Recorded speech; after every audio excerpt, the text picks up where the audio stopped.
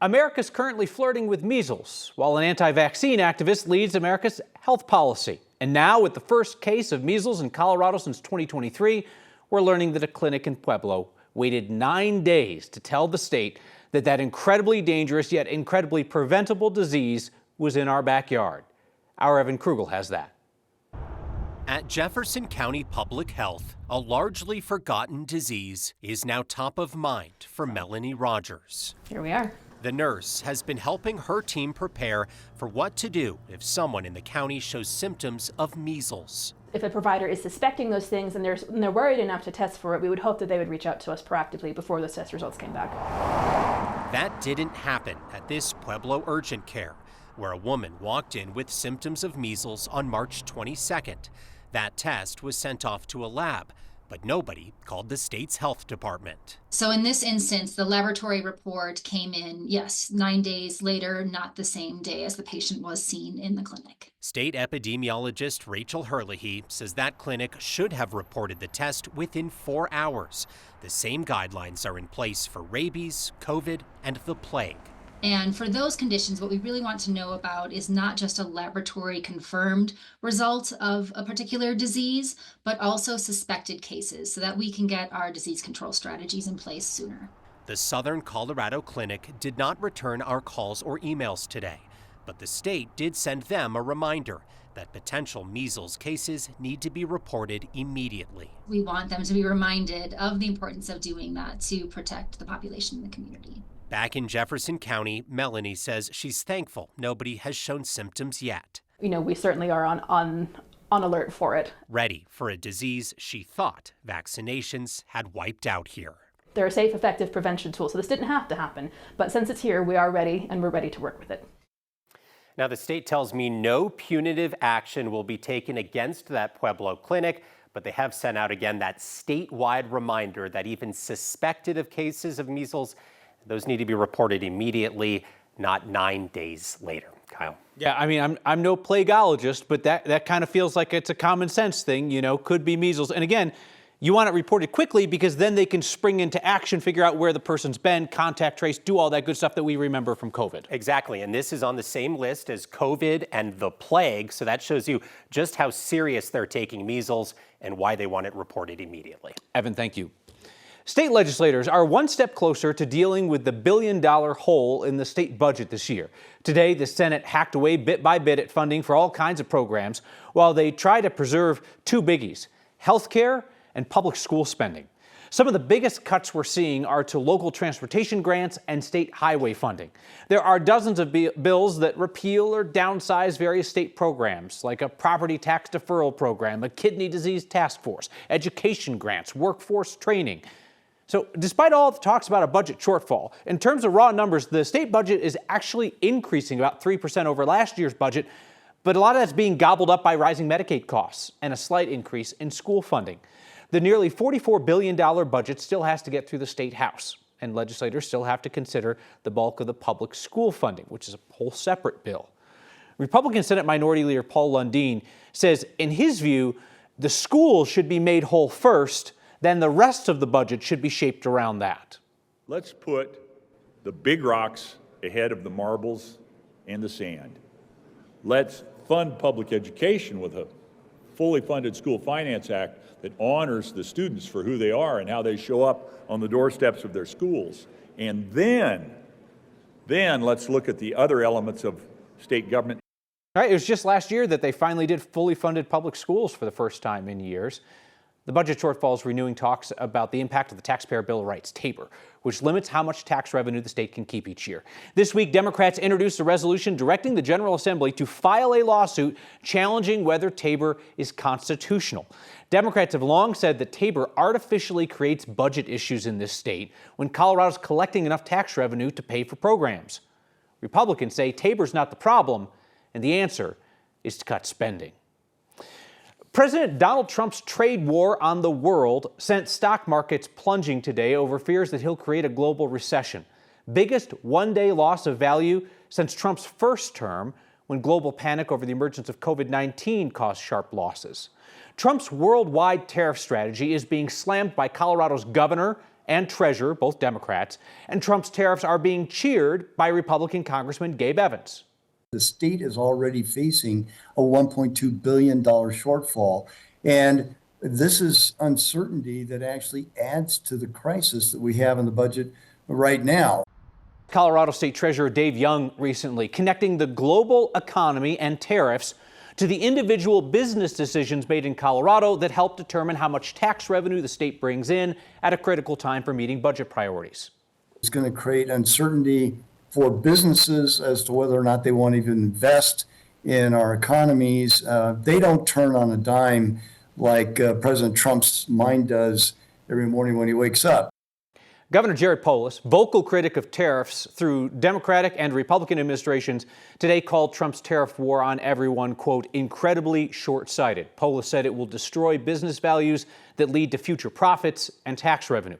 Republican Congressman Gabe Evans celebrated Trump's tariff as a win for farmers in his district in northern Colorado. In Trump's first term, he gave huge subsidies to farmers to offset their losses from his tariffs.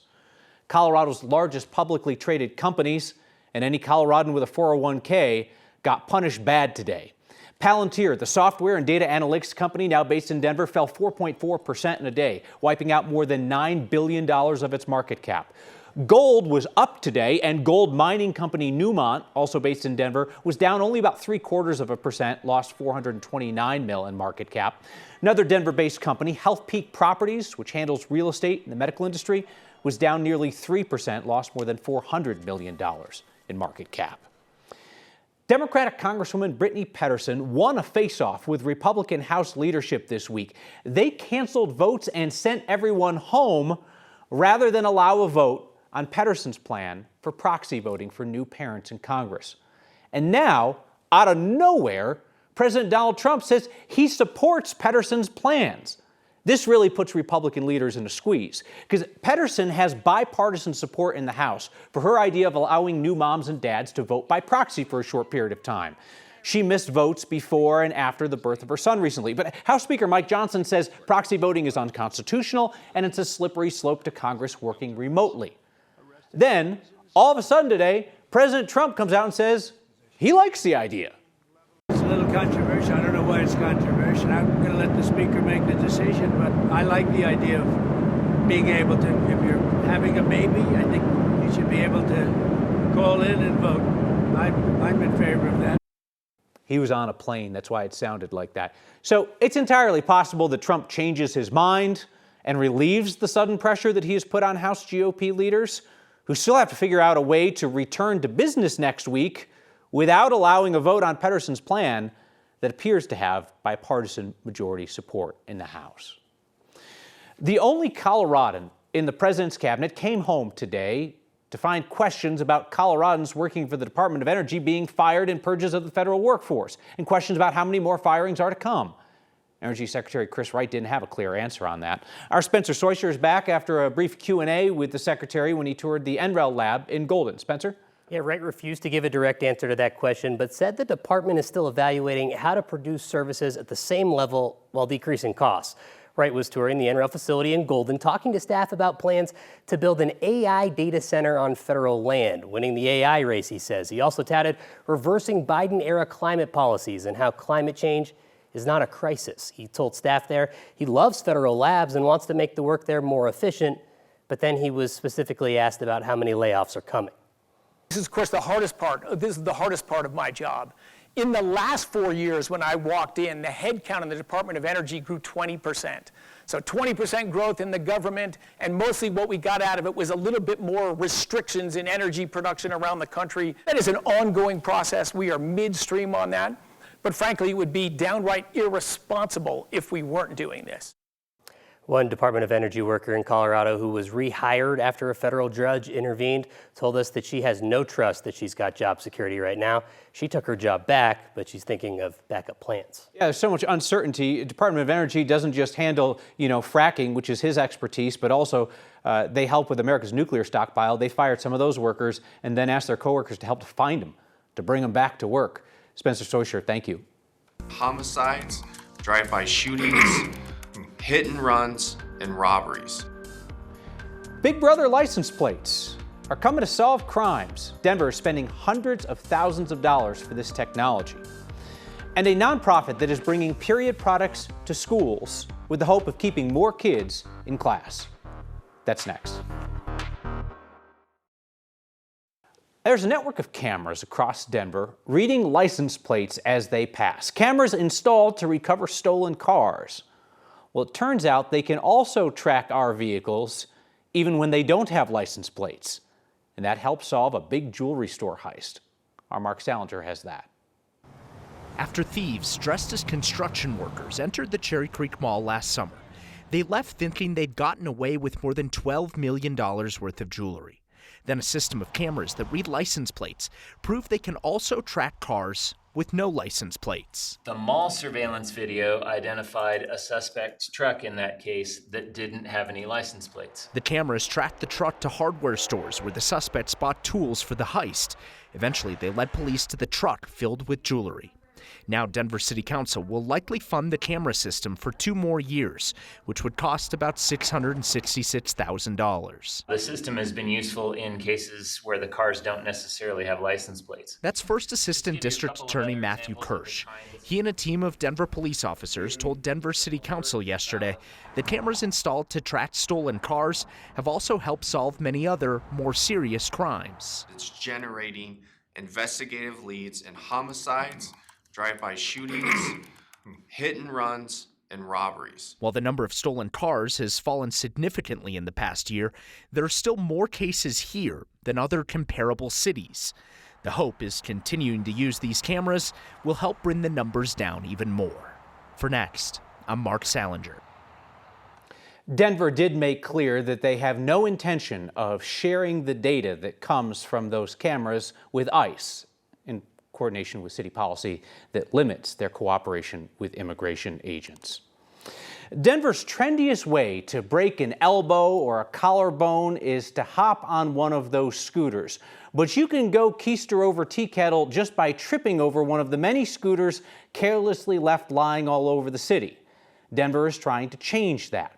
The city says that 2.2 million car rides were replaced by more than 6.6 million scooter trips last year.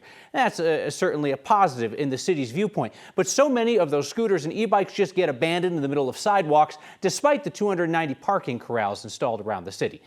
So now Denver's testing out a new approach, a mandatory scooter parking zone added in Union Station, at Commons Park, and the Platt Street neighborhoods. Riders in those areas can't end their trip until they park it in a corral.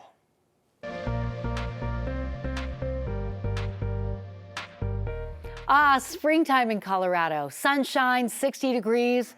Or snow, and 32 degrees, which is what we have in Denver this hour. Wet, slushy, sloppy snow and wet streets. And that snow is really coming down to the west and to the south, creating reduced visibility. So a weather impact alert will go out tomorrow through part of the day Saturday because of the occasional rain and snow showers, which will be heavy west and south, certainly impacting travel and our Rockies home opener tomorrow. Current readings in the mid-30s. It's chilly out there. We have bands of snow coming up from the south, wrapping back around toward the foothills. So we're seeing a moderate snow band come through the metro area right now, a break to the north, and we'll continue with this trend between now and about 11, 12 o'clock tonight, and then we get a break. But snow returns mid-morning tomorrow, and temperatures aren't going to move a whole lot. So hopefully you're going to the game to root on our Colorado Rockies dressed for the weather. It's not going to be a blizzard. It could be a rain or snow shower that you see at 41 degrees tomorrow, but we clear out on Saturday, warm up on Sunday. We're back to 60s and 70s, even 80-degree reading some of the models were hinting at for next week. So go Rockies. First pitch forecast at 2:10, 41 degrees with a rain or snow showers. Pretty sure that's a winning forecast, by the way. Buying menstrual products is a huge barrier for many people, including my students.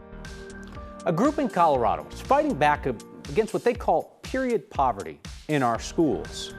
Hey, a reminder, Next is streaming each night, 6 p.m. on 9 News Plus. And we're also now a podcast each weeknight. Find us wherever you get your podcasts.